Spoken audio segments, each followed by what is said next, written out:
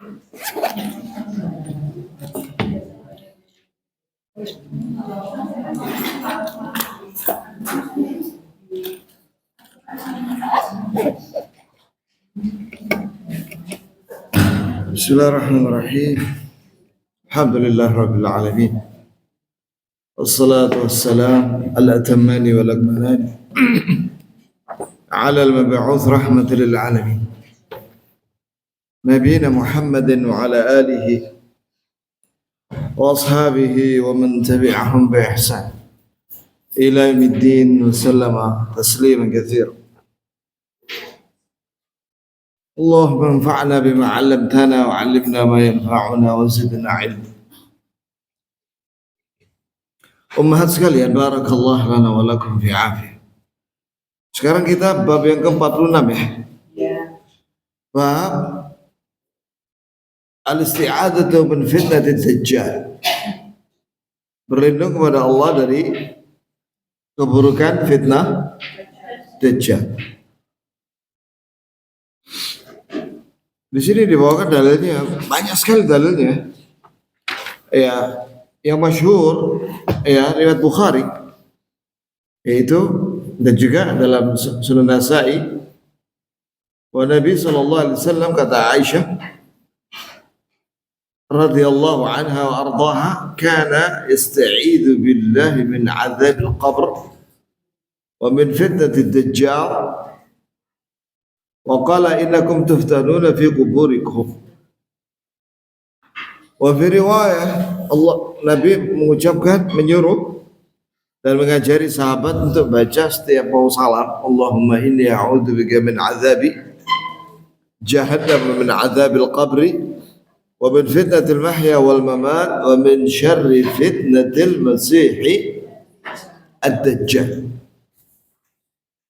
Ya Allah, aku berlindung padamu dari siksa neraka Jahannam dan dari siksa kubur.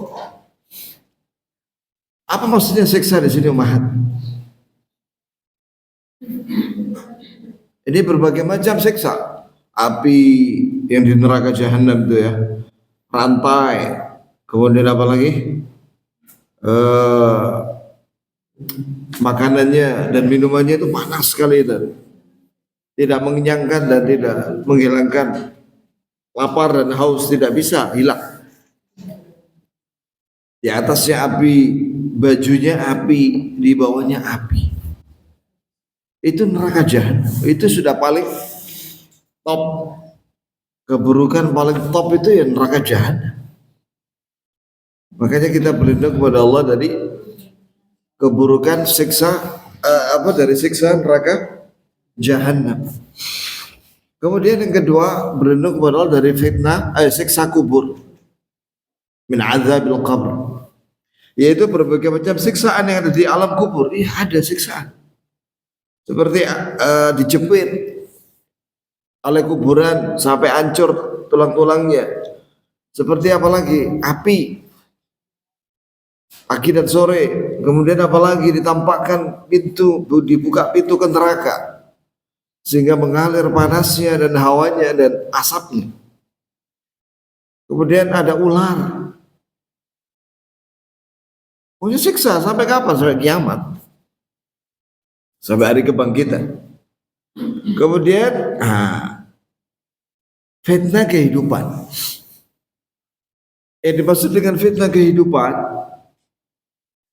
apa saja yang menghalangi seorang muslim dari ketaatan kepada Allah. Apa saja itu? Ya, apakah itu harta? Apakah itu kedudukan? Apakah itu wanita? Kayak itu terkenal itu. Harta tahta wanita. Nah, itu sudah. Yang menyebabkan seorang akan terfitnah. Ada orang gara-gara 3 hal itu akhirnya korupsi, ya kan? Ada gara-gara 3 hal itu akhirnya apa? Dia ditangkap sama Kejagung, sama KPK. Bahkan ada yang murtad. Nasallallahu alaihi wasallam. Murtad gara-gara harta. Ada orang mau dibaptis gara-gara karena dia dibebaskan dari biaya rumah sakit. Ada yang karena lapar, dikasih Indomie lo murtad. Jadi dunia ini banyak fitnah. Kita kan diciptakan oleh Allah untuk ibadah, ya kan, Mahat?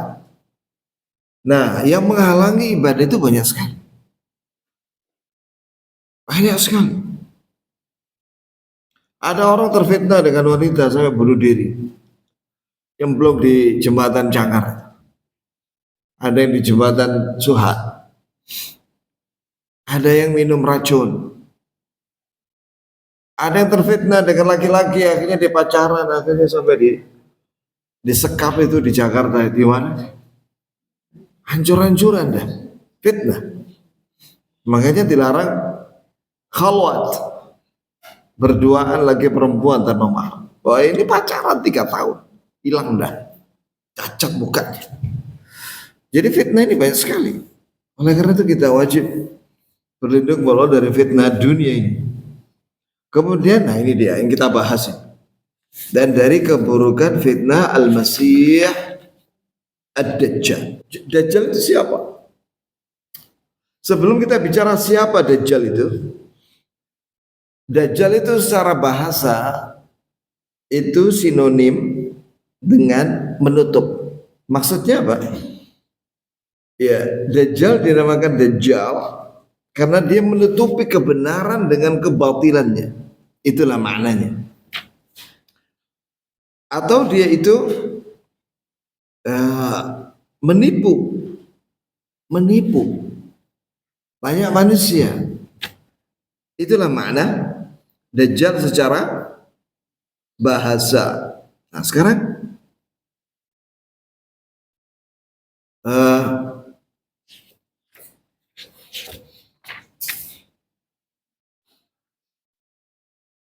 apakah Dajjal itu sudah ada?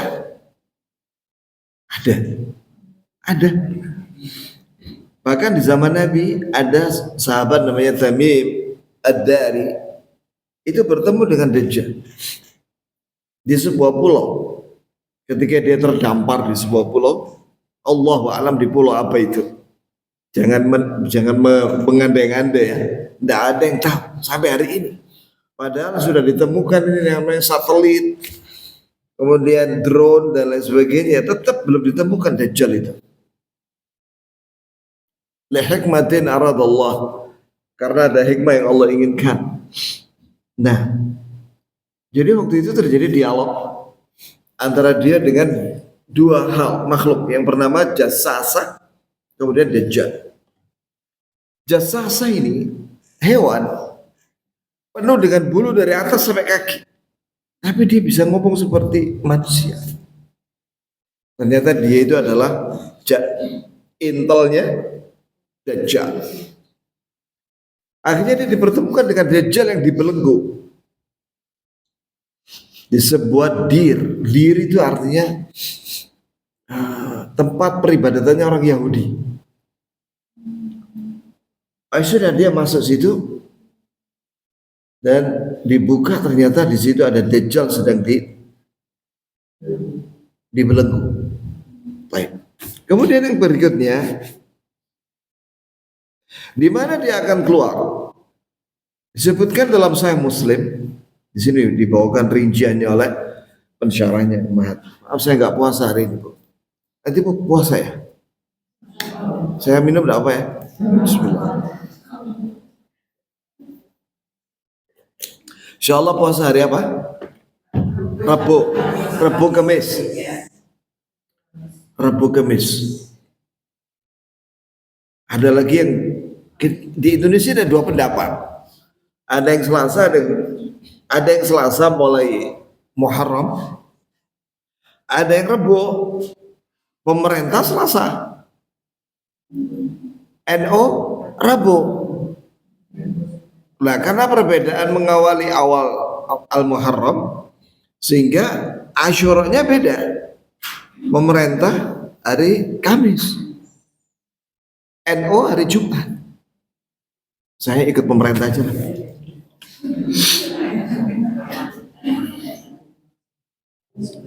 Kata ulama usul fikih, Walil amr itu faslun lin niza. Pemerintah itu adalah pemutus. Apabila ada perselisihan, maka apa yang diputuskan oleh pemerintah itu benar. Insya Allah. Jangan lupa insya Allah hari apa? Rabu Kamis. Insya Allah. Hari Rabu itu adalah Tasu'a. Hari Kamis adalah apa? Ashura. Diampuni dosanya setahun yang lalu. Ya. Ditambah dengan pahala puasa Tasu'a. Jika dibarengi dengan taubat dan nasuha, maka diampuni semua dosa besar kecil. Maka usahakan puasa hari Rabu Kamis dan barengi dengan taubat dan nasuha. Kita kembali kepada Dajjal. Dajjal kapan keluar? Dia itu akan keluar sebagai tanda kiamat yang besar. Ya. Nah, kapan itu ciri-ciri keluarnya? Menurut Sahih Muslim, dia akan keluar setelah atau ketika kaum muslimin menaklukkan Konstantinopel, Turki. Ya, sebab kenapa dia keluar? Disebutkan dalam Sahih Muslim karena dia marah. Itu aja sudah. Kemudian di mana dia keluar? Posisinya di mana? Yang pasti dikatakan dia dari arah timurnya Madinah. Timur itu maksudnya adalah Iran. Apalagi dikuatkan dalam riwayat lain, dia itu keluar dari Asbahan. Asbahan.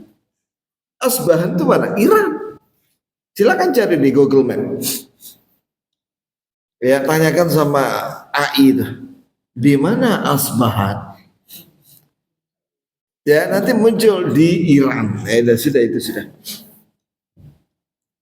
Dalam sebuah riwayat, dia keluar dari arah Khurasan. Khurasan itu di baliknya Iran. Ya. Lah yang ajib ya, ajib. Dalam riwayat, dia itu diikuti oleh 70.000 Yahudi dari Asbahan. Dan yang ajib, sekarang ini di Asbahan banyak orang Yahudi. Iran. Ya, itu banyak orang Yahudi. Dalam sebuah riwayat, sudah itu. Nah sekarang bagaimana jenis kelaminnya Dajjal? Dia laki-laki. Kemudian dia badannya gede, gemuk, ya. Kemudian dia kulitnya merah. Kulit merah itu biasanya orang-orang Amerika, orang Eropa itu. Albania itu kulitnya merah. Kemudian rambutnya keribuk, kayak apa temannya bakmi itu apa?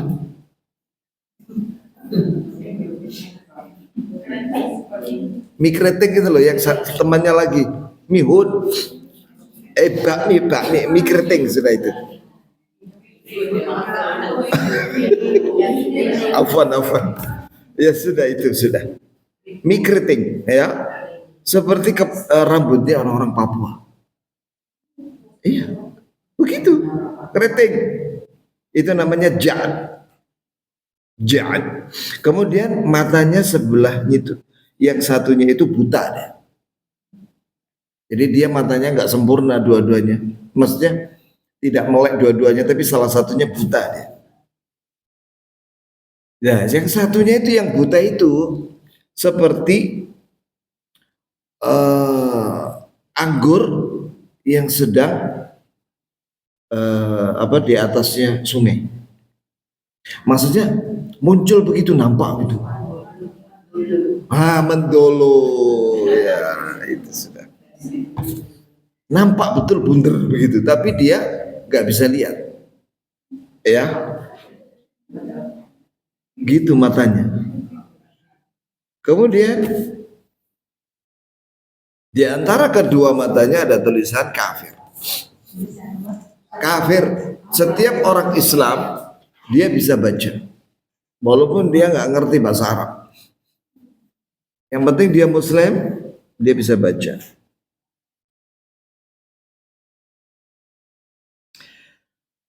Kata penulis di sini rahimahullah, awalnya ketika dia keluar, dia mengaku Muslim, ya. Kemudian dia beramal soleh, awalnya begitu, dan diikuti orang. Kemudian, setelah itu dia menyimpang, mengaku dirinya sebagai nabi. Nah, itu sudah. Setelah itu ngaku apa lagi dia? Dan mengaku dirinya sebagai Tuhan. Dia mengaku dirinya sebagai Allah. Bayangkan coba, Dajjal ini mengaku dirinya sebagai Tuhan dan dia minta disembah. Maka ketika dia awalnya normal. Ketika dia mengaku dirinya Tuhan, maka Allah hukum dia. Matanya buta tadi itu satu, ya. Terus telinganya terpotong. Dan di antara kedua matanya ada tulisan kafir. Setiap orang Islam dia bisa baca. Maka apabila ada orang Islam yang memiliki keimanan walaupun seberat biji sawi, maka dia akan meninggalkan Dajjal.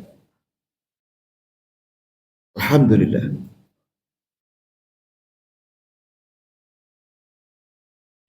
Pertanyaan, mengapa Dajjal nggak disebutkan di Quran?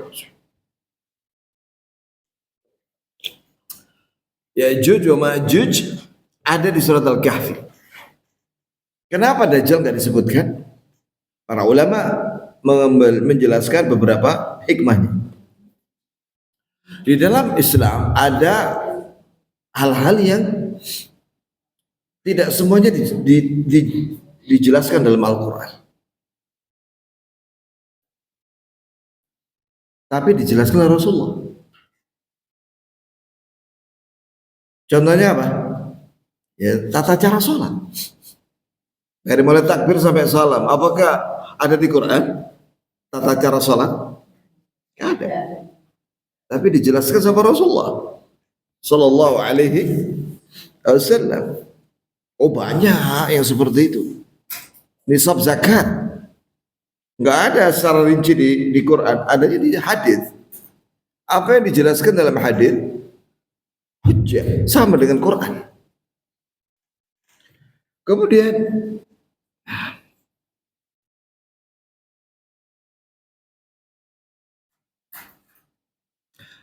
apakah dia memiliki khawariqul ada?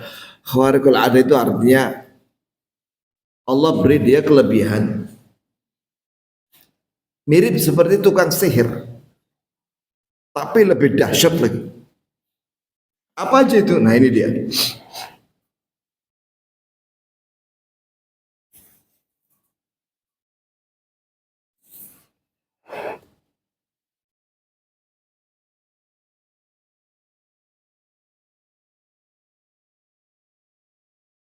Di antaranya, coba perhatikan Muhammad. Dia menyuruh kepada sungai, awalnya sungai itu ke sana arahnya. Kayak sungai Berantas gitu kan arahnya. Mana Suhat? Mana Suhat? Timur. Ya ke sana ya. Nah, itu Dajjal ngomong, sungai kamu sekarang pergi ke arah barat. Maka sungai itu mengalir ke arah barat dengan izin Allah. Itu sihir. Iya. Kemudian apa lagi? Disuruh balik lagi, balik lagi ke arah timur. balik lagi dia dengan izin Allah. Kemudian dia menyuruh kepada sungai untuk kering. Air sungai, kamu harus airmu masuk ke dalam tanah. Kering dia dengan izin Allah. Dia bilang kepada awan, wahai awan, kamu turun hujan sekarang. Maka turun hujan dengan izin Allah. Jadi lebih dahsyat daripada tukang sihir. Kemudian dia menyuruh kepada Gunung Tur dan Gunung Zaitun agar bertabrakan. Maka bertabrakan dengan izin Allah. Kemudian dia juga bisa berjalan di atas lautan. Iya, berjalan di atas air, bahkan laut. Bahkan dia 3 kali bolak-balik dengan izin Allah. Air itu tidak membasahi kecuali hanya sampai pinggangnya saja. Pinggang ke atas tidak kering, ini tidak basah. Kemudian bahkan dia bisa menyelam sampai ke dalam ini apa ini? Dasar. Kemudian dia bisa mengambil ikan langsung dibawa ke atas. Ikan yang dia mau. Dan dia minta disembah oleh manusia. Dan yang mengerikan lagi Bu dalam Sahih Muslim ya. Seluruh pengikut Dajjal itu langsung diberikan kekayaan malam itu, langsung rumahnya penuh dengan emas. Iya. Siapa yang mengikuti Dajjal, maka malam itu langsung kaya dia. Penuh harta emas di rumahnya. Dan orang-orang yang menentang Dajjal waktu itu langsung habis hartanya. Semua itu dengan izin Allah. Apa nggak ngeri itu? Zaman sekarang orang dikasih Indomie aja murtad. Dibebaskan dari biaya rumah sakit, minta dibaptis di rumah sakit baptis. Apalagi dikasih emas 1 rumah, bayangkan rumah ini ya penuh dengan emas, kayak apa itu Bu jenengan? Ya tapi jangan ikuti Dajjal ya. Jangan ikuti Dajjal. Walaupun punya emas 1 rumah, jangan. Dan nggak usah diajak diskusi di podcast. Kan ada sebagian orang kita itu semua diajak bicara di podcast. Baik. Kemudian bagaimana petunjuk Nabi kalau keluar Dajjal? Kata Rasulullah, "Idza kharaja Dajjal falyan'a an." Jika Dajjal keluar, kamu menjauhinya. Tinggalkan dia. Kemana kita pergi? Ke gunung. Ke gunung-gunung ya, atau dataran tinggi lah. Karena Dajjal tidak akan mengejar orang yang lari. Ya gunung terdekat di sini ya daerah Batu sana lah. Ya, yang paling dekat. Nggak usah jauh-jauh nang Semeru, Katoan. Ya, sana ke gunung yang ada di Batu sana. Atau di Songgol, bukan, Cangar. Ya, ke arah atas sana sudah. Gunung Kawi. Ya begitu. Itu kalau Dajjal keluar. Mengapa harus keluar dan menjauh dari dia? Sebab siapa yang mendekat kepada dia itu disuruh oleh Dajjal untuk menyembahnya. Kalau dia tidak mau, dia akan dibunuh. Dia punya tentara. Mana dalilnya? Itu dalam hadis. Ada seorang pemuda dari Bani Tamim di Madinah. Ketika Dajjal mendekati kota Madinah, kan dia nggak bisa masuk kota Madinah dan Mekah. Ya, maka pemuda ini keluar dari Madinah dan mendatangi Dajjal. Setelah melihat ciri-cirinya dan sesuai dengan sunnah Nabi, hadis Nabi, maka pemuda ini mengatakan, "Asyhadu annaka Dajjal." alladhi akhbarana Rasulullah sallallahu alaihi wasallam. Aku bersaksi bahwa kamu dajjal yang diberitakan oleh Nabi kepada kamu. Di situ terkandung faedah. Satu, bahwa pentingnya ngaji hadis sunnah. Karena kalau kita belajar hadis-hadis Nabi ini sallallahu alaihi wasallam, maka kita akan kokoh insyaallah sebagaimana anak muda itu. Yang kedua, keutamaan kota Madinah. Bahwasanya kota Madinah itu menjadi markas ilmu Islam sampai keluarnya Dajjal. Sebagaimana sabda Rasulullah sallallahu alaihi wasallam, "Innal imana la ya'rizu ila al-Madinah kama ta'rizu al-hayyatu ila juhriha." Iman atau Islam itu akan kembali ke Madinah. Ini ulama kumpul di sana dan mengajarkan Islam di sana. Karena aman, Dajjal nggak bisa masuk. Sebagaimana ular pulang ke liangnya. Ular kan punya rumah kan Bu? Ada itu, ada lubangnya masuk di situ kan? Nah begitu pula Islam. Islam itu akan kembali ke Madinah. Makanya di Masjid Nabawi sampai hari ini itu ada kajian-kajian ilmu hadis. Itu semua dikaji. Bukhari, Muslim, Abu Dawud, Tirmidzi, Nasai membaca. Muwatta Malik. Terus apa lagi? Diajarkan tauhid yang murni di Masjid Nabawi itu. Ilmu waris, faraid, fikih, semuanya diajarkan. Di Masjid Nabawi ada Ma'had Haram, ada sekolah di situ. Begitu pula 6 kilo dari situ ada Jamiah Islamiyah. Saya pernah sekolah di situ 4 tahun. Dan saya menjadi saksi, Masya Allah di sana nggak neko-neko, Quran Sunnah.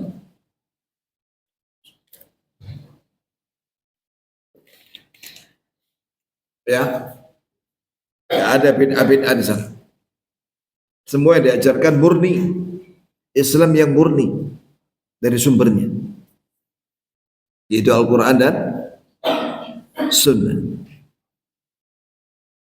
Lalu apa yang dilakukan Dajjal ketika pemuda itu mengatakan demikian? Dibunuh dia. Dipotong-potong dia, tangan, kakinya, semuanya. Setelah itu dilempar sama Dajjal sana. Setelah itu apa kata Dajjal? Wahai pemuda, hiduplah kamu. Datang ke sini. Maka dia hidup dengan izin Allah. Bayangkan itu, Dajjal itu seperti itu. Nah ketika dia hidup, ngomong lagi dia. Sekarang aku tambah yakin bahwa kamu Dajjal. Baru setelah itu dia lari. Dan selamat. Jadi masih ada kesempatan hidup ya.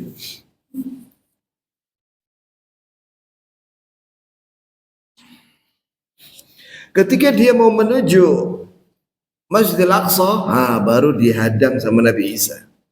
Ini Nabi Isa turun. Awalnya Nabi Isa turun di Suriah, Damaskus, di Masjid Jami', di Menara Putih sebelah timur. Turun waktu subuh. Nah, ketika mendengar Dajjal menuju ke arah Masjidil Aqsa, maka dicegat sama Nabi Isa alaihissalam. Dan di sebuah tempat namanya Bab Lut, pintu gerbang Lut, itu dekat dengan Masjidil Aqsa. Maka dibunuh dia di sana, disembelih Nabi Isa alaihissalam. Selesai sudah riwayat Dajjal.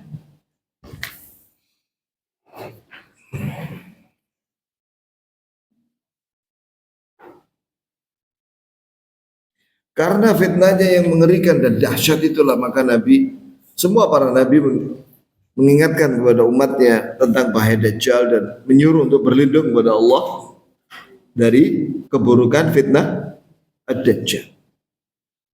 Tapi jangan lupa bahwasanya sebelum Dajjal yang besar itu keluar, ada orang-orang yang mirip seperti Dajjal, yang sifatnya mirip, yaitu sifatnya itu dia itu tukang sihir, dia bisa terbang, dia bisa berjalan di atas sungai. Iya, ada videonya, berjalan di udara, di gunung, terus ada jurang di jalan, dan dia bisa tahan api, ya, dan lain-lain. Tapi sebenarnya dia itu setan. Maksudnya dia menutupi kebenaran dengan ilmu sihirnya itu. Setan manusia untuk menipu manusia, untuk menyesatkan manusia dengan sihirnya dia. Ya. Jadi ilmu sihir ini, mahat, itu adalah ilmu yang barang siapa mengamalkannya maka dia murtad. Karena dia dibantu sama setan. Dan itu jelas itu dikafirkan Allah dalam Al-Baqarah, wa ma kafara Sulaiman walakin asyayatin kafaru yu'allimuna an-nas as-sihr. Nabi Sulaiman tidaklah kafir, tapi yang kafir adalah syaitan yang mengajarkan manusia ilmu sihir.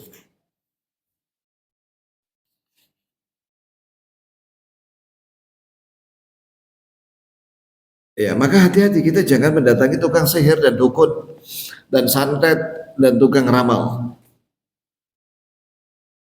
atau orang-orang yang cara pengobatannya itu menggunakan metode ilmu sihir.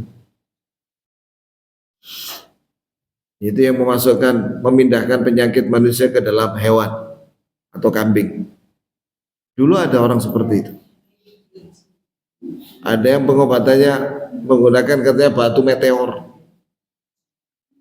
Ada lagi yang katanya pengobatannya menggunakan apa? Jampi-jampi ala tukang sihir. Jangan mendatangi mereka. Kata Rasulullah SAW, "Man ata kahinan aw arrafan fasaddaqahu bima yaqul, faqad kafara bima unzila ala Muhammadin sallallahu alaihi wasallam." Barang siapa yang mendatangi dukun dan tukang ramal atau sihir dan santet, maka dan dia membenarkan ucapannya, maka dia telah kafir dengan wahyu yang Allah turunkan kepada Nabi Muhammad sallallahu alaihi wasallam. Di desa itu loh banyak, di Malang Selatan itu orang-orang yang mendatangi dukun-dukun. Istilah mereka itu orang pintar. Ada lagi istilahnya paranormal. Bahkan ada seorang ibu-ibu menyihir suaminya sampai mati. Dibantu sama tukang sihir, disantet suami. Ngeri dah pokoknya. Iya. Dan banyak orang gak sholat di Malang Selatan. Orang desa itu. Sedikit yang sholat. Kebanyakan mereka banyak gak sholat. Terang-terangan gak sholat. KTP Islam. Sewenengane horeg. Acara sunatan itu nyetel dangdut itu di tengah kampung, nyetop jalan. Nyetel dangdut, water suara. Ya, selama 24 jam. Kemudian ada acara ritual apa namanya? Aduh lupa aku namanya. Dulu namanya apa gitu, tapi sekarang diganti dengan bersih desa. Nah itu lebih dahsyat lagi itu. Itu mendatangkan paranormal tadi itu orang pintar itu dengan membawa sesajen untuk diserahkan kepada mayat yang dikeramatkan untuk menolak bala. Apa sih istilahnya itu? Lupa aku namanya. Iya. Itu sudah.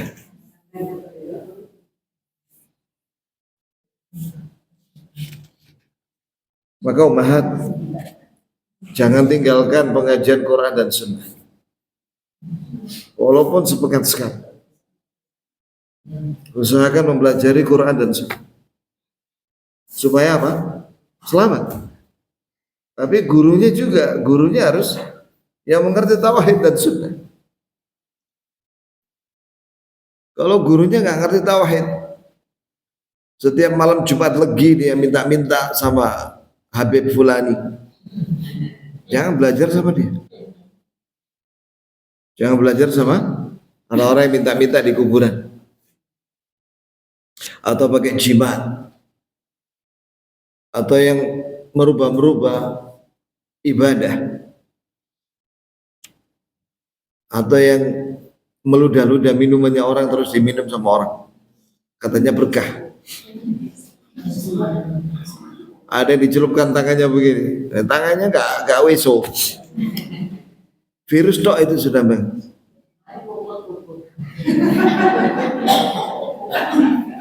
Ada yang dicuci kakinya, telapak kakinya itu loh, nggak mandi seharian, dicuci, di baskom terus diminum. Kemana akal manusia ini sudah? Ditipu sama mereka. Ada lagi yang menghamili santriwatinya, katanya ngaku turunan Nabi, bahwa darahnya Nabi ada pada dirinya katanya. Padahal dia orang Jawa, turunannya siapa itu? Nah, ada Nabi orang Jawa. Nabi itu bangir, matanya belok-belok, orang Arab deh. Ada orang fesek-fesek dan matanya sipit. Ada orang Jawa ngaku turunan Nabi, dia apa coba? Dari mana coba? Nggak nyambung sudah itu. Yang kuno yuk percaya itu santriwatinya itu. Dan itu sudah bertahun-tahun. Dan itu ada juga kejadian di Malang di daerah Tumpang sana. Dari mulai tahun 2000 berapa itu? Apa coba?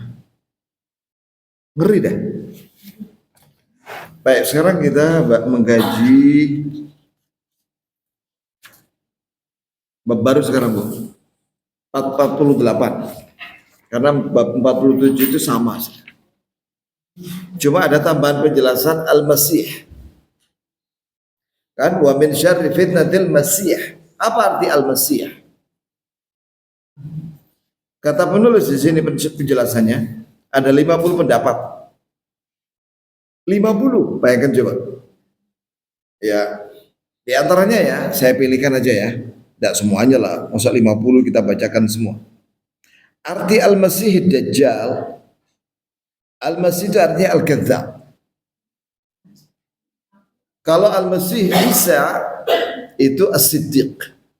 Jadi dalam bahasa Arab itu ada satu kata yang memiliki dua makna yang bertolak belakang.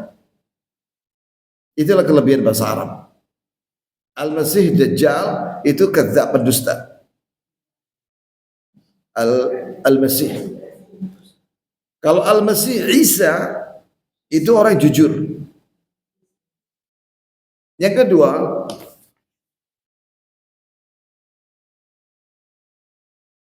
kenapa Dajjal dinamakan Al-Masih? Karena mamsuhul ain. Karena matanya itu buta. Satu.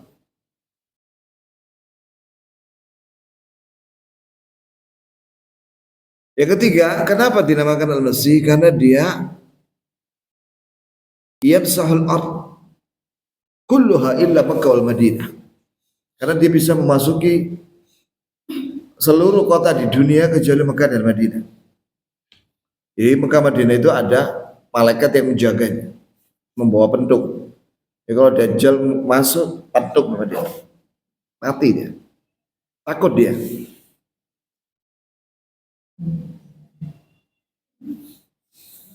Kemudian ya itulah beberapa makna dari 50 makna Al-Masih Dajjal. Sekarang bab yang ke-48. Al-isti'adzatu min syarri syayatin al-ins. Berlindung kepada Allah dari godaan syaitan manusia. Jadi syaitan itu ada dua mahat. Ada syaitan jin, ada syaitan manusia. Dalilnya Quran, minal jinnati wan nas. Dari bangsa jin dan bangsa manusia. Ini syaitan jin dan syaitan manusia. Lah syaitan itu apa artinya syaitan? Ini dia. Yang pertama dari kata syaitana. Artinya jauh dari kebenaran. Atau jauh dari rahmat Allah.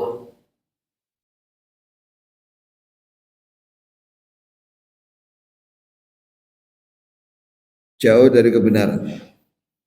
Oleh karena itu kalau ada manusia dan jin atau hewan yang jauh dari kebenaran, maka dia syaitan. Kalau manusia dan jin sudah jelas ya. Hewan.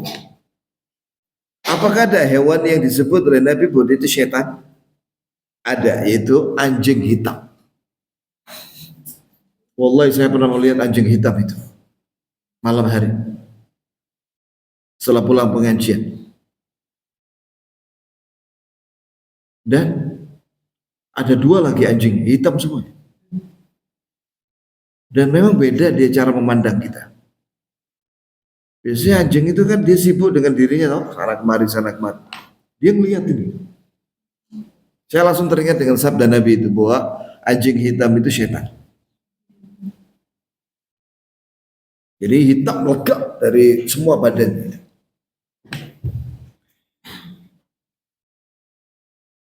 Kemudian yang kedua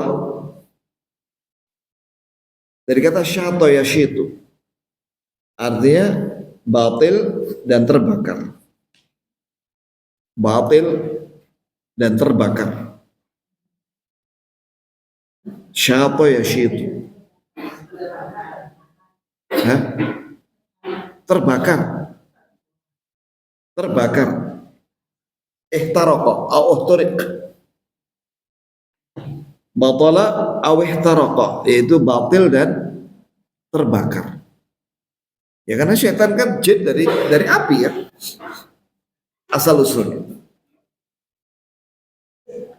Dan juga dia itu batil.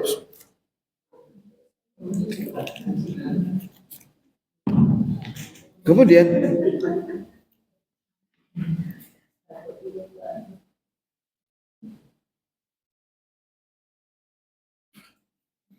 baik. Jadi kita sudah tahu makna syaitan ya. Yaitu jauh dari kebenaran, jauh dari rahmat Allah, ba'uda anil haq, ba'uda an rahmatillah. Pendapat yang kedua mengatakan bahwa itu dari kata syaitana ya. Pendapat yang kedua dari kata syata. Yashitu itu artinya batil dan terbakar. Sekarang ini dia. Di sini dalilnya dibawakan oleh penulis dengan sanadnya sampai kepada Abu Dzar radhiyallahu anhu qala dakhaltul masjid. Aku pernah masuk masjid wa Rasulullah sallallahu alaihi wasallam dan Rasulullah sallallahu alaihi wasallam ada di dalam masjid. Faji'tu fajalastu ilaihi. Aku datang dan aku duduk bersama beliau. Wa qala ya Abu Dzar, wahai Abu Dzar, ta'awwad billahi min syarri syayatinil jinni wal ins. Wahai Abu Dzar, Berlindunglah kamu kepada Allah dari kejahatan dan keburukan syaitan, jin dan manusia. Ini bagaimana caranya? A'udzu billahi min syayatinil jinni wal ins. A'udzu billahi min syayatinil jinni wal ins. Aku berlindung kepada Allah dari syaitan, godaan, dari gangguan syaitan, jin dan manusia. Maka aku bertanya, apakah manusia itu ada syaitannya ya Rasul? Apakah ada syaitan dari manusia? Awal insi syayatin? Allah na'am. Iya. Pokoknya dia cirinya jauh dari kebenaran.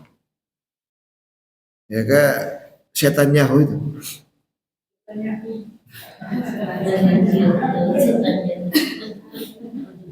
Namanya dia Netanyahu ya kan? Tapi orang-orang bilang setan Yahoo, dia setan dia itu. Manusia. Jauh dari kebenaran, ngawur itu orang. Amerika aja minta berdamai sama Iran. Setan Yahoo itu nggak mau damai.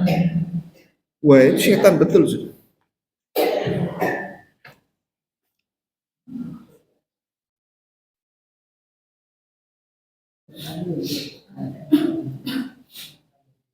Dan ingat bahwa setan itu tidak pernah mengatakan aku ini setan, tidak pernah gitu. Iya, tapi dia memiliki, kalau setan manusia ya, dia kalau ngomong itu tidak ada kesalahan, tapi sebenarnya dia mengganggu. Saya kemarin bahas tentang kisah Nabi Dzulkifli. Jadi Nabi Dzulkifli ini siang dia puasa, malam dia sholat lail. Tidurnya sedikit malam. Dan dia tidur siang juga sedikit. Tapi betul-betul jam tidurnya dia itu ada jam siang. Nah ketika siang itu dia didatangi sama iblis. Iblis langsung turun. Dia menjelma jadi manusia, kakek-kakek. Kakek ya, bukan nenek ya, kakek. Kemudian dia bilang gini, ini jadwalnya mau istirahat ini. Didatangi sama iblis yang menjelma jadi kakek. Saya ada masalah ini, saya didolimi sama orang begini. Saya minta pendapat. Kamu besok aja datang ya, atau nanti setelah saya tidur, saya mau tidur ini. Kamu datang lagi. Ternyata setelah dia tidur, bangun dan duduk di kursi, apa dia menghukum, kakek itu gak ada. Besoknya datang lagi pada waktu jam tidur lagi. Aku ini didolimi, ini bohong. Tapi kan tidak mengajak orang untuk kepada keburukan dia. Dia hanya berkata bohong. Dia bilang, loh kan sudah saya bilang kemarin, kamu jangan datang pas mau jadwal istirahat saya. Ya, datang nanti setelah saya istirahat di tempat itu. Dicari lagi, nggak ada lagi setelah dia duduk di situ. Alaihissalam. Besoknya datang lagi. Nah, tapi Nabi Dzulkifli sudah memberitahu kepada keluarganya atau pengawalnya, kalau ada kakek-kakek itu datang, kamu cegah dia. Jangan boleh menemui saya pada jam tidur saya. Kemudian, ya dia pergi. Tiba-tiba dia ada di dalam ruangan tempat tidurnya Nabi Dzulkifli. Loh, kamu ada di sini? Kata Dzulkifli. Kamu musuh Allah ya? Langsung tahu Nabi Dzulkifli. Kamu musuh Allah ya? Jadi iblis. Iya. Keluar. Suruh keluar. Nah, ini keluar. Jadi setelah 3 kali datang barulah Nabi Dzulkifli itu menyadari bahwa dia itu sebenarnya adalah iblis. Jadi seperti itu, iblis itu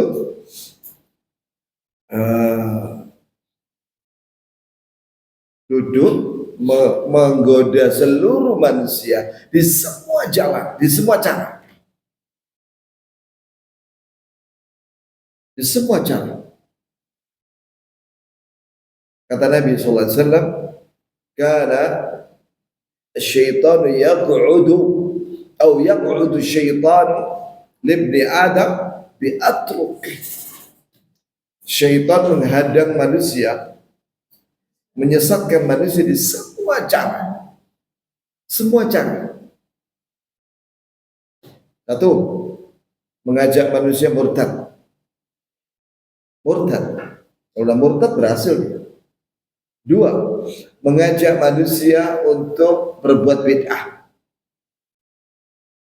Memodifikasi agama. Tiga, mengajak manusia untuk berbuat dosa besar. Ada 70. Ya, termasuk yang kata orang Jawa molimo itu. Maling, madon, main, mabuk, mateni. Sebenarnya pasti ada lagi.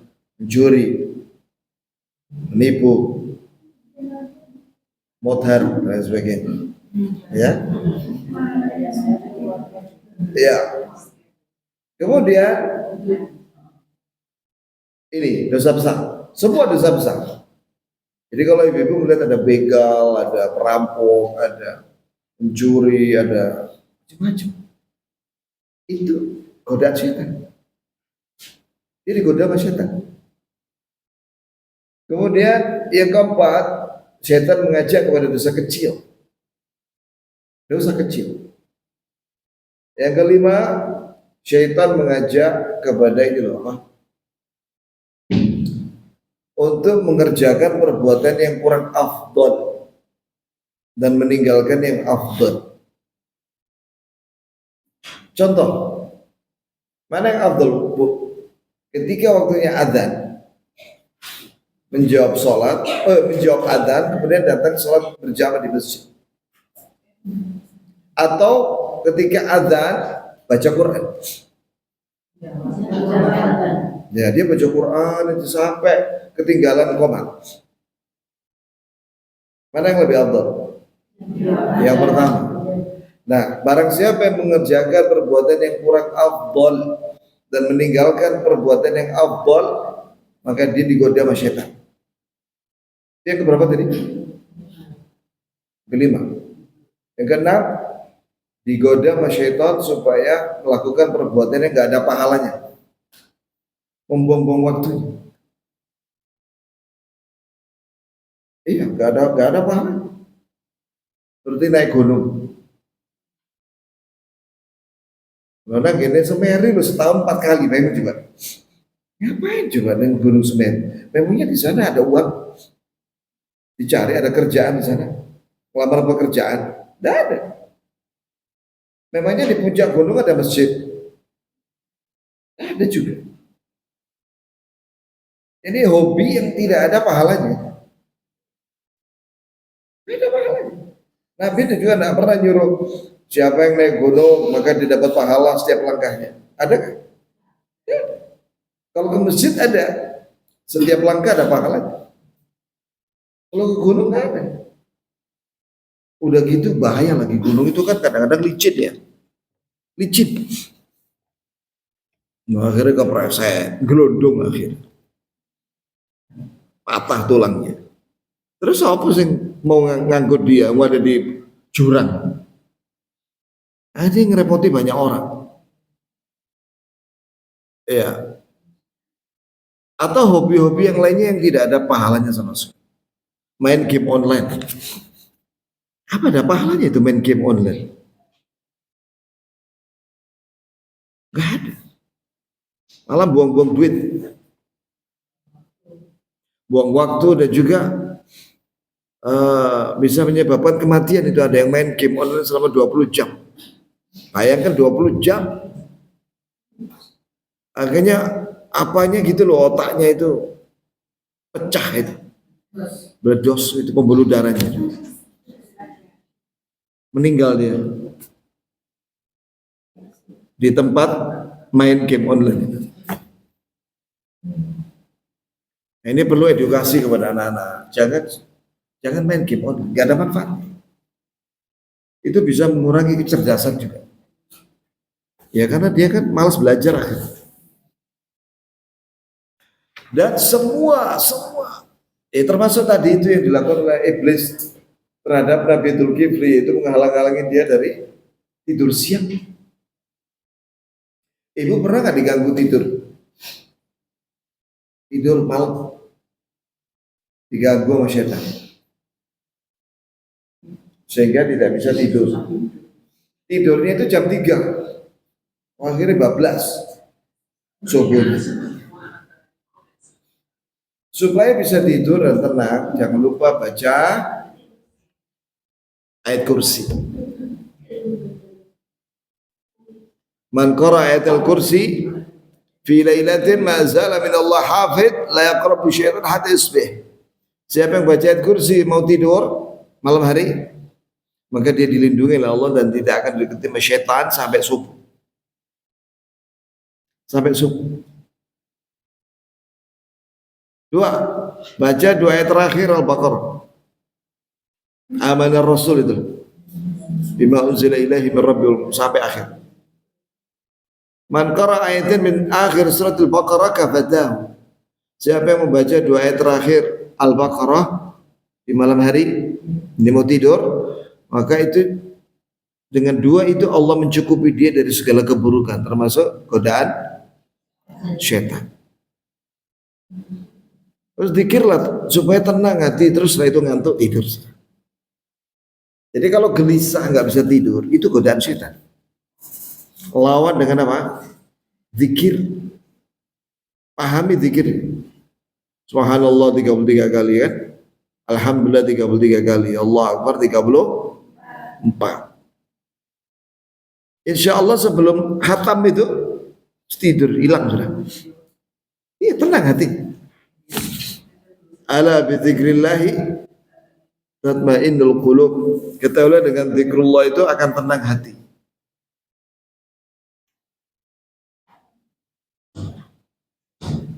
Ya.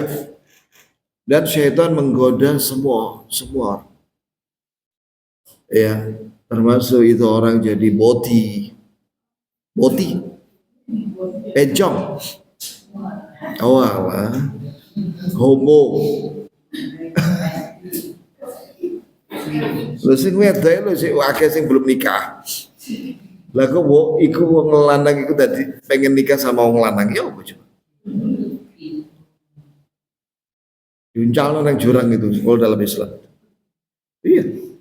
Kalau ada ketahuan dia homo sama laki-laki, hukumannya adalah dilempar ke jurang atau gedung yang tinggi, diuncalno ke bawah. Setelah itu dilempari batu. Iya, itu hukumannya. Nah, di Indonesia kan tidak ada hukuman. Barusan MUI mengusulkan kepada MK, mau dibikin draftnya undang-undangnya, diusulkan supaya boti ini dihukum, dipenjara. Sekarang belum ada. Undang-undang itu nggak ada sekarang ini. Makanya berkeliaran mereka. Dan ibu harus tahu bahaya boti ini ya. Itu mereka rata-rata terkena penyakit HIV/AIDS. Rata-rata mereka.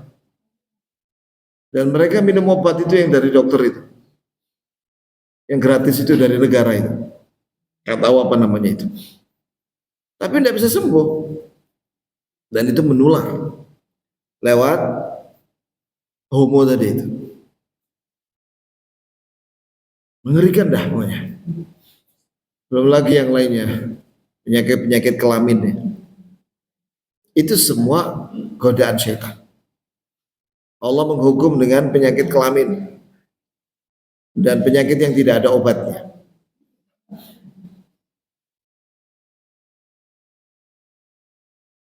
Maka hati-hati. Kalau ada orang laki-laki mau melamar putrinya, dicek dulu itu Diteliti dulu. Siapa yang meneliti ya? Jangan orang tuanya lah ngirim detektif, detektif, intel ya, sewa detektif atau siapa aja yang bisa disuruh untuk menyelidiki secara offline dan online. Karena sekarang ini ada grup-grup WA, grup-grupnya boti, WA-nya boti. Begitu pula medsos. Cek juga dia itu kerjanya apa. Ya, halal apa haram kerja. Cek juga sholatnya. Sholat enggak dia? Kemudian lihat teman dekatnya siapa. Bagaimana ibadahnya? Sesuai sunnah apa enggak? Ada orang pacaran terus nikah, ternyata nikah sholat. Gimana itu? Anak gadisnya dinikahi laki-laki yang nggak sholat. Musibah dah.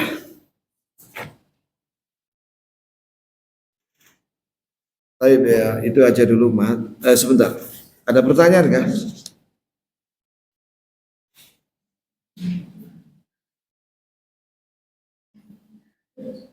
Di sini ada keterangan tambahan ya, Mat. Maka kullu mutamarrid, semua yang menjauh dari kebenaran. Mutasallit 'alan nas bisaddimanillah, yang melarang manusia untuk taat kepada Allah. Itu syaitan. Melarang istrinya untuk pakai jilbab. Itu syaitan. Melarang istrinya puasa, melarang puasa wajib. Melarang istrinya untuk ngaji. Saya sering mendengar itu.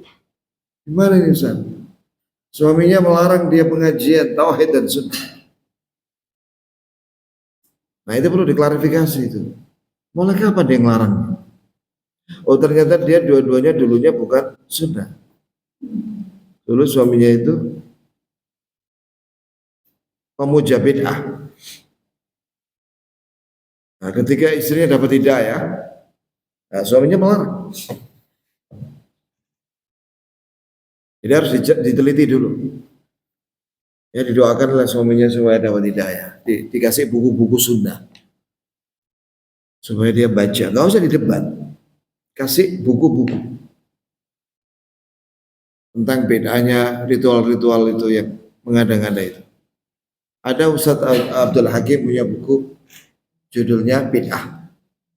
Nah, beli buku itu. Letakkan di kasurnya.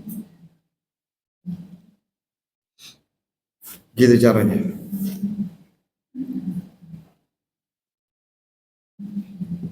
Masih ada waktu, Mahat. Ya, silakan.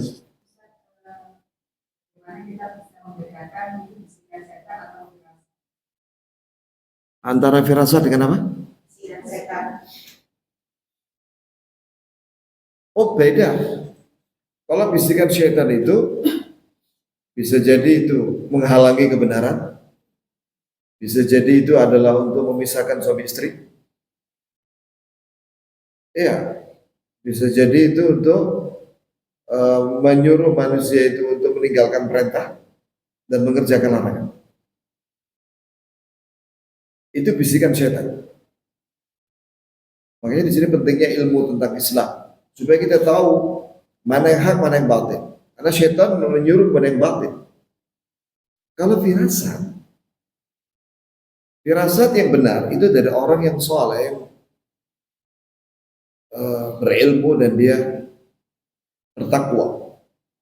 Itu Allah beri dia firasat. Ya, yang paling gampang kalau misalnya ada orang bertamu jam 2 malam mengendap-endap, kira-kira siapa itu? Itu kira-kira begitu. Tapi itu semua kalau banyak orang bisa, tapi firasat itu seorang yang ketika melihat seseorang maka dia bisa punya firasat. Nah, bertakwalah kepada Allah. Kamu akan menjadi ulama besar. Seperti yang dikatakan oleh Imam Malik kepada Imam Syafi'i. Imam Syafi'i mungkin 9 tahun.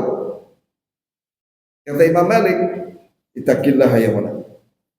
Takun sya'nun azim. Bertakwalah kamu kepada Allah wahai anak. Kamu akan menjadi orang besar. Itu firasat.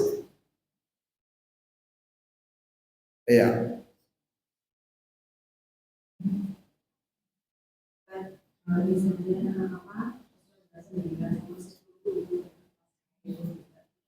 Asabah head.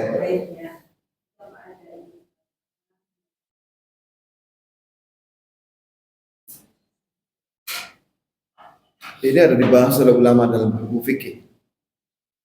Bolehkah mengqadha puasa yang sunnah muakkadah? Bukan wajib, tapi sunnah muakkadah. Ada dua pendapat. Ada yang mengatakan tidak ada qadha sunnah. Khusus puasa ya. Tapi ada yang bilang ada. Dikiaskan dengan sholat. Bahwa Nabi mengqadha sholat witir waktu duha. Dan Nabi SAW mengqadha ba'diyah duhur. Nabi kerjakan menjelang adzan. Menjelang qomat. Asal. Itu. Sallallahu alaihi wasallam. Ya ibu ikut pendapat yang mana? Karena ada dua pendapat.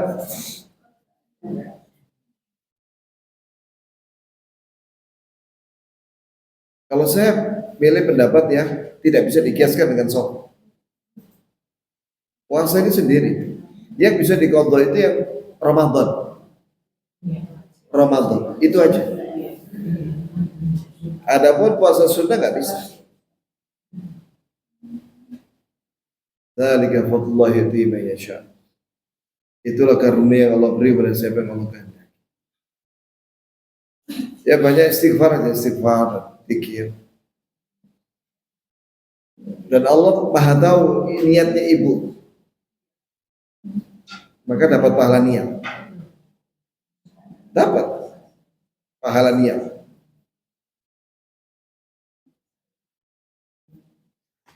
Ada pertanyaan lagi atau kita lanjutkan lagi? Nah ini dia. Yang ke-49. Ya.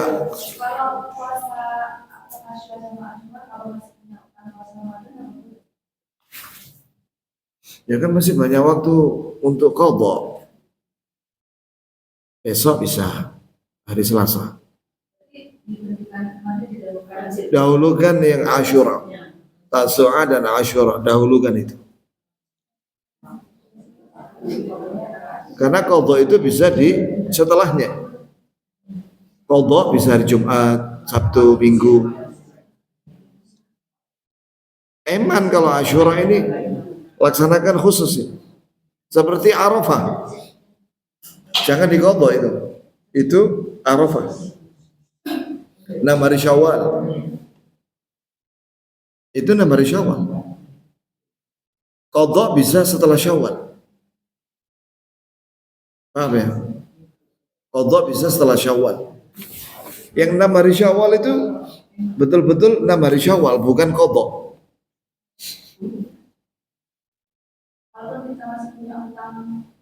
Walaupun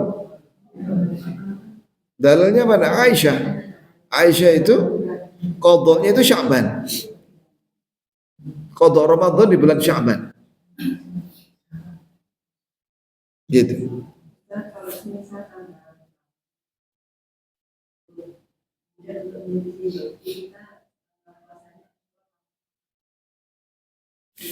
Ya apa Bu? Gimana?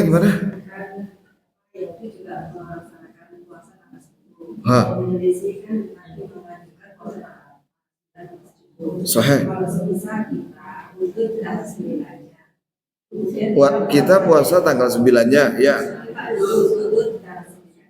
Udzur apa ya? Oh, head.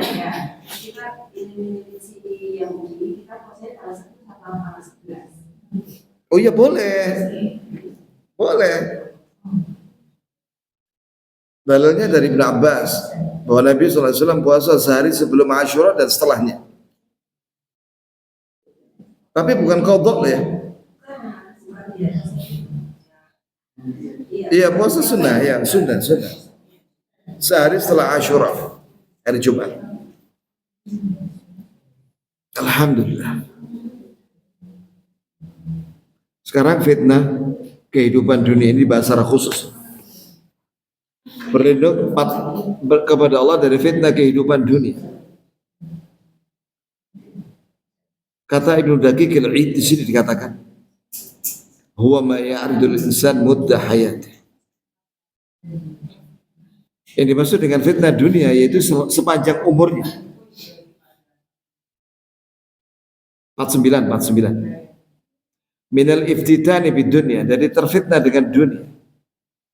Syahwat dan syahwat, yang maksiat. Wal jahala dan kebodohan. Wa adhamuhu wal iyadu billah amrul khatimah indal mauti Allah. Yang paling besar fitnah yaitu ketika menjelang mati. Apa maksudnya? Yaitu menjelang mati itu disesatkan oleh syaitan. Sehingga dia berbuat maksiat ketika mau mati.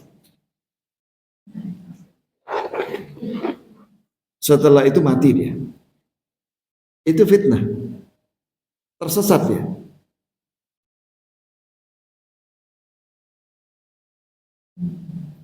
Sedangkan fitnah kematian ini fitnah ketika mati. Terfitnah ketika mati. Ya, hampir sama dengan tadi, cuman waktunya bersamaan. Karena itu kan masih waktu dunia. Waktu di dunia. Jadi begini, Bu. Fitnah kehidupan dunia dan kematian. Kalau fitnah kehidupan dunia itu sudah pernah kita sampaikan ya, apa saja yang menghalangi seorang dari ketaatan kepada Allah, wanita, harta, jabatan, termasuk anak-anak, ya, keluarga, sehingga dia terfitnah agamanya, sehingga dia terhalang dari ketaatan kepada Allah, karena terfitnah dengan keluarganya. Nasallahu salamata wal afiyah. Nah, termasuk fitnah kehidupan itu fitnah menjelang mati. Itu masih kehidupan, tapi di akhir. Dan itu juga makna daripada fitnah kematian. Wal mamat, fitnah al mahya wal mamat. Fitnah kematian itu diawali dari menjelang mati. Itu godaan dari iblis atau syaitan, sehingga dia tidak mengucapkan la ilaha illallah. Termasuk makna fitnah kematian yaitu ketika di kuburan, maksudnya di situ di alam kubur. Ketika ditanya malaikat mungkar nakir gak bisa jawab. Nah itu fitnah. Na'udzubillahi min fitnatil qabr atau fitnatil mamat. Fitnatil mahya wal mamat.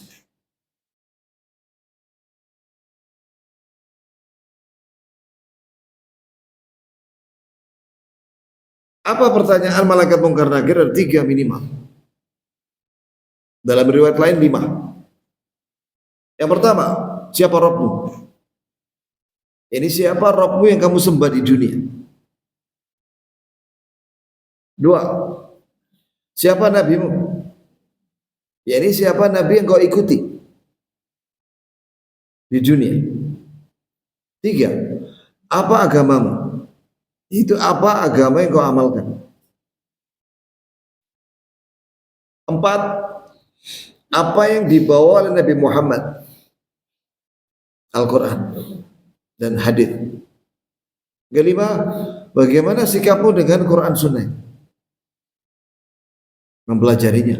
Nah, ini pentingnya kita belajar itu. Supaya kita bisa jawab di hadapan malaikat mungkar nakir.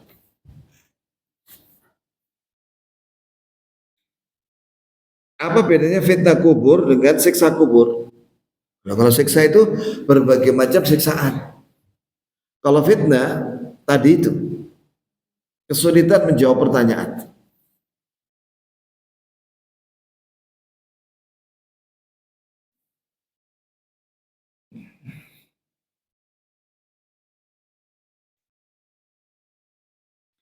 Termasuk orang yang terfitnah di dunia ini hilang kesabaran. Sabar itu ada tiga umat. Sabar melaksanakan perintah Allah. Dua, sabar menjauhi larangan. Tiga, sabar ketika kena musibah.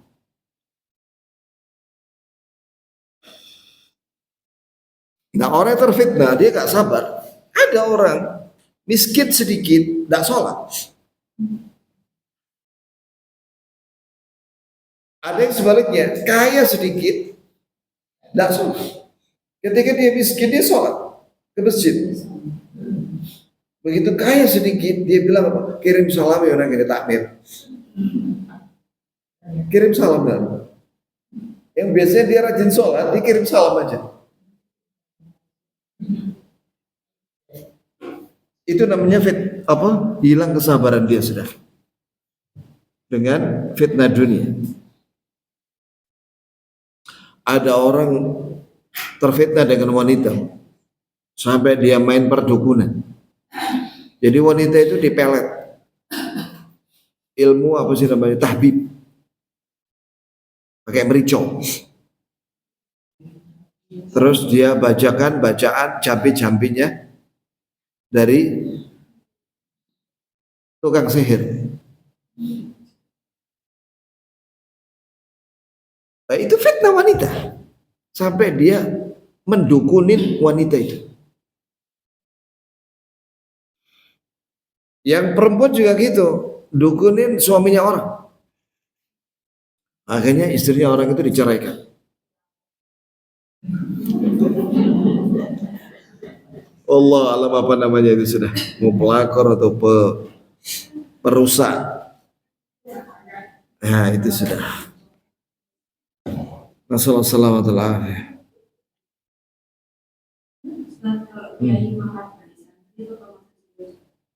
Apa? Mahabbah kenapa?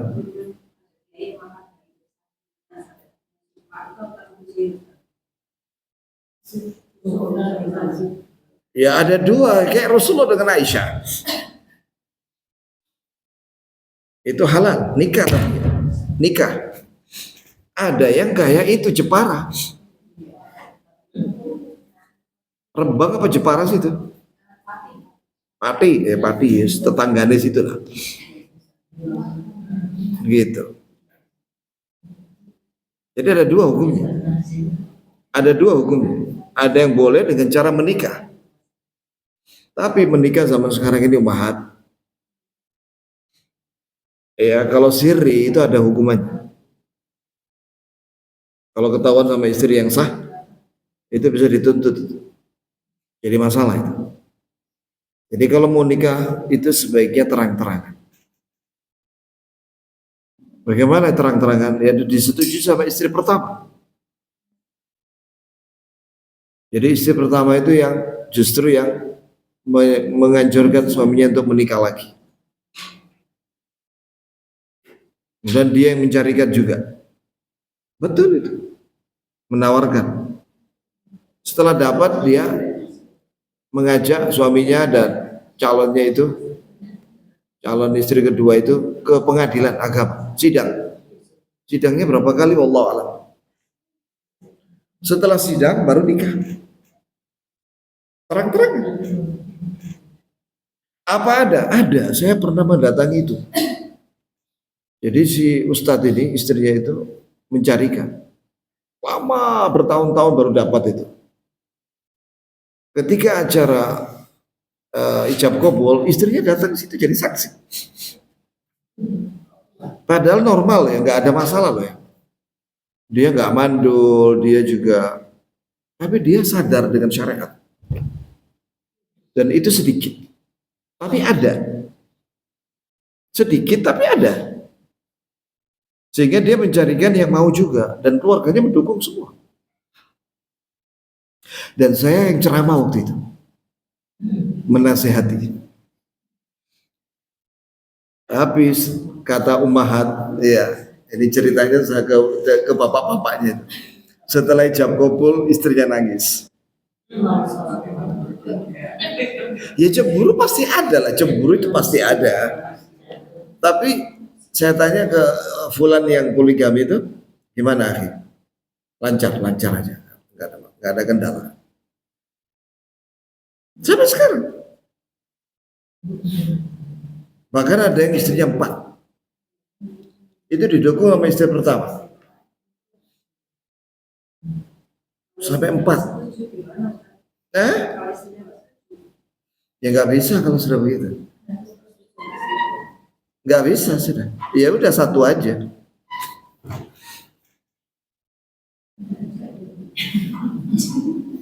Karena akan terjadi pertengkaran. Pasti itu. Kayak di mana-mana itu sudah kejadian offline dan online itu. Sampai yang divideokan dan lain sebagainya. Nah itu sudah. Teman-teman akhirnya. Maka jangan dilakukan yang seperti itu. Ya karena oh iya, silakan Bu, barakallahu fikum. Jadi seperti itu mahat. Ya. Ya.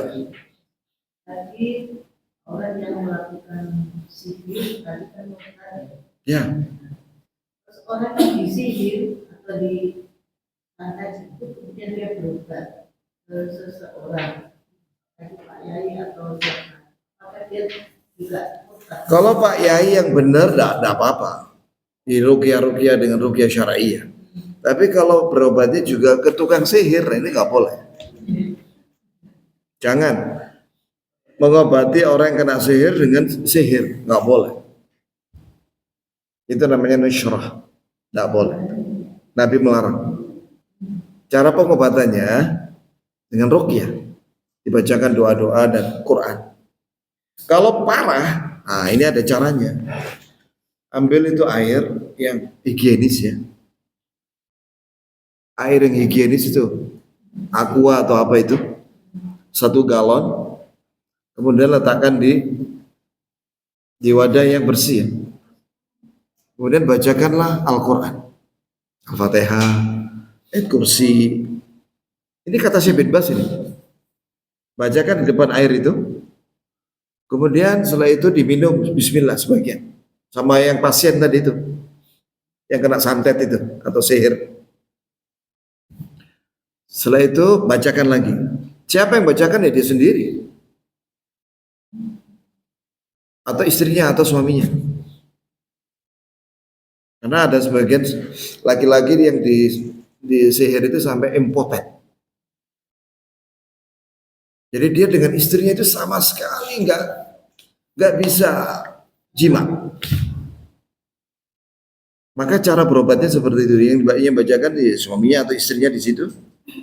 Kemudian diminum, bacakan lagi sampai 3 kali lah atau lebih ya.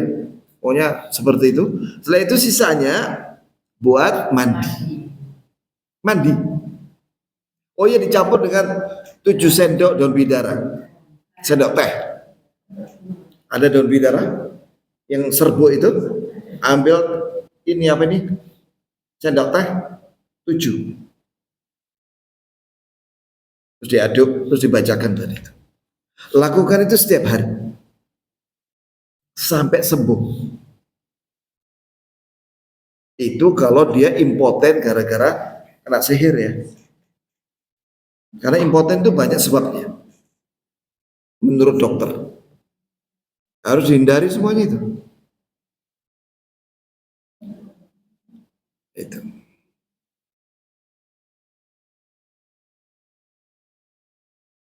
Kalau melihat prosesnya, boleh nggak? Boleh. Lihat, boleh. Suami istri, boleh. Bukan, saya pernah melihat saudara saya, Laki-laki. perempuan. Oh jangan kalau laki-laki ibu. Dia mandi kok. Enggak, melihat proses pengeluaran benda dari itu. Yang ngeluarin siapa? Pak Kiai kan? Tukang sihir dia, bukan? Enggak, bukan. Tidak pakai media apa teman yang kemarin, enggak. Hanya doa-doa saja. Ya tapi kadang-kadang doanya juga itu dia. Nah, di Malang ini ada Ustadz siapa itu yang ahli ruqyah? Yang di Al-Um ya, bukan yang di Kolbun Salim. Arifuddin, nah dia ahlinya. Datanglah ke dia. Ya, dia sering berhadapan sama tukang sihir. Dan yang kena sihir. Makanya umahat, kita itu harus baca zikir pagi sore. Di rumah itu baca Al-Baqarah. Ya jangan sampai lupa itu.